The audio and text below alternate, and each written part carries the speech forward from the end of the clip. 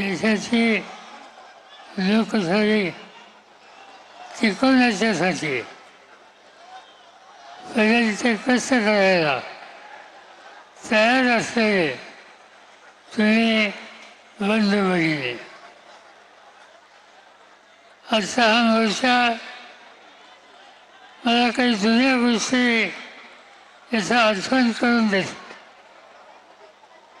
मला आठवतं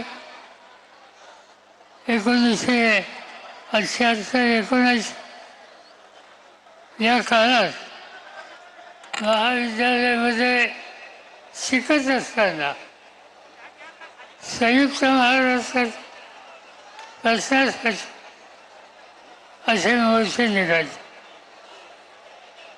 आणि काळा घोडा आणि त्याचा परिसर, तिचे मोर्चे एक प्रकारचा इतिहास निर्माण करावे हे मोर्चे होते.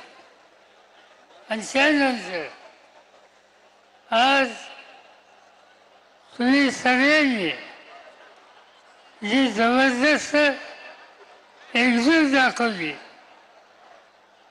त्यातून संयुक्त महाराष्ट्र याची जी चळवळ होती त्याची आठवण होती.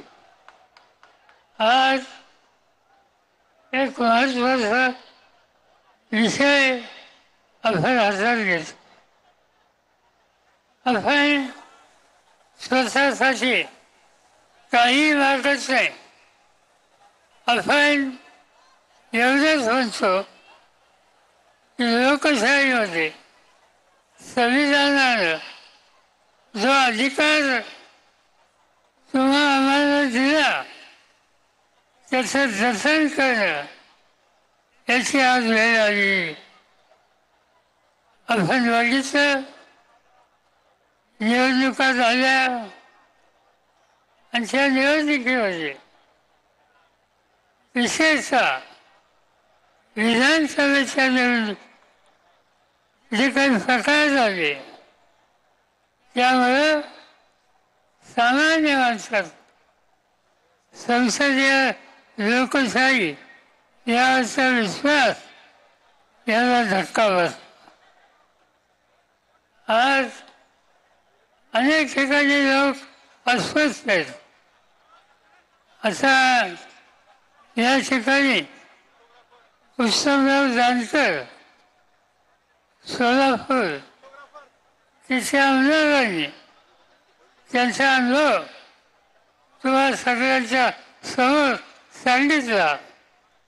त्याचं स्पष्ट होतं की सत्तेचा गैरवापर सातत्यानं केला जातो आणि याला तोंड द्यावं लागेल. राजकीय मतभेद असू शकतात, निवडणुकीमध्ये संघर्ष असू शकतो, पण या सगळ्या गोष्टी विसरून आम्हाला एक व्हावं लागेल आणि या देशाचा मतांचा अधिकार, लोकशाहीचा हा अधिकार हा जतन करणं हेच आमचं कर्तव्य आहे.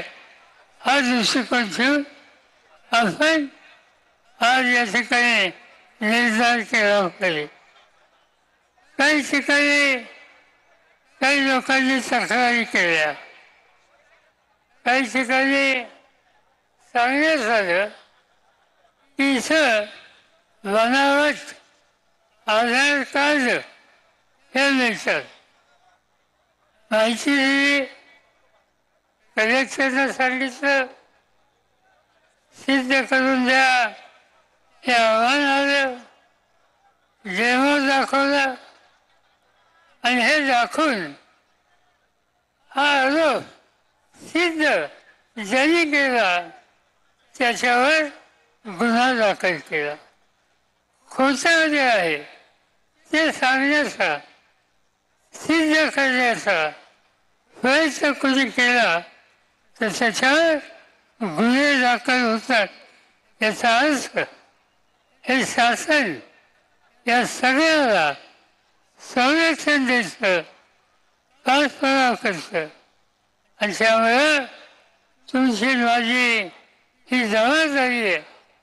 काही करा, पण आम्ही हा मतदानाची करून पाहणारी चोरी आहे, ती चोरी आम्ही थांबवणार.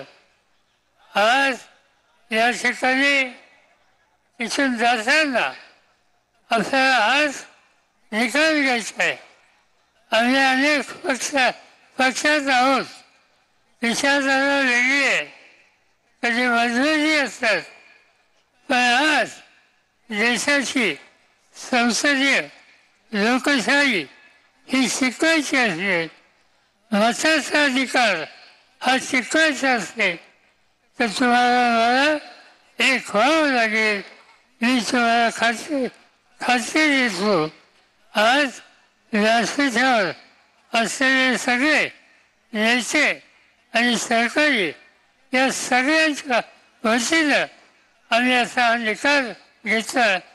काय पडेलची किंमत देऊ, पण ही चोरी थांबवू आणि या देशाची लोकशाही टिकेल कशी याची खबरदारी घेऊ, एवढंच या ठिकाणी सांगतो आणि आपल्या सगळ्यांची रजा घेतो.